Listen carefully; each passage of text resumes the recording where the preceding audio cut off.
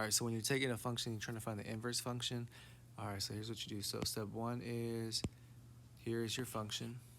We're gonna take this f of x, change it to y, and then after I change it to y, the next step is we need to swap the x and the y. All right, so let's go ahead and do this. So I should actually have x here equals parentheses y plus 7 to the power 3. Now we have to solve for this y, meaning I want to get y by itself, but we work outward in. So I need to cancel this to this power of 3. Now the only way to cancel it is to take the root of 3. So basically, like if I had something squared, x squared, in order for me to get rid of this 2, cancel that 2 out, you take the square root. There's a 2 right here, so if I had something to the power of 3, what you do is you take this root sign and you put a 3 right here, and the 3 and this power of 3, they cancel each other out, so then you would just have x. So we do the same thing, same type of rule applies. So I'm going to take the root, but to the power of 3, the cubic 3, and then this right here, we'll put a 3 right here. So then what happens is we have cube root of x is equal to y plus 7.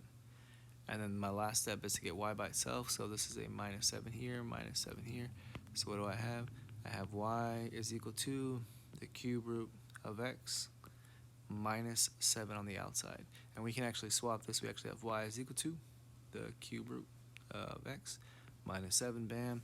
And there's your inverse function. So we can actually rewrite that as inverse 1 of x is equal to the cube root of x minus 7. And now here we have to figure out, I think you said the domain and range. For this top one, we have to do the same, figure out its domain and range. The way that I like to do this is I like to plug in the calculator. And I like to see what the graph looks like. That's the easiest way for me for the most part. So let's see, I'm gonna take this function, plug in my calculator, x plus 7 to the power of 3. So I'll bring up my calculator real quick, bam. So go y equals, clear that out, parentheses, x plus 7, close it off to the power of 3, hit graph. Here's my graph. Now what I'm looking at is, does it go forever up and down and forever left and right? So this right here, it goes forever up and down. So my range, because that's my y values, how high and how low, it's going to be all real numbers. So it's going to be from negative infinity to positive infinity.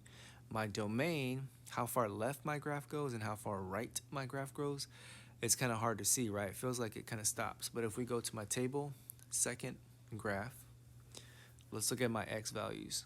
How far do they go? They keep going, right? If I hit my x value 1, so x value 1, 2, 3, 4, so it's going to keep going no matter what. Even though it looks really small in the graph, it's going to go forever to the positive infinity direction, and then forever to the negative infinity direction.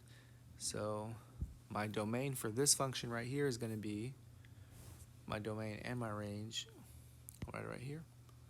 So domain is going to be from negative infinity to positive infinity, and then your range is the same thing. It is going to be from negative infinity to positive infinity, because it can go forever and forever down. All right, let's figure out my domain and range for this function down here, this one right here. So I need to type in the cube root of x minus 7. All right, so go here, clear that out. The way I type in the cube root, I hit this math button, hit math. All right, hit the math button, and then it's number 3 for me, the x to the power, and actually number 4, sorry.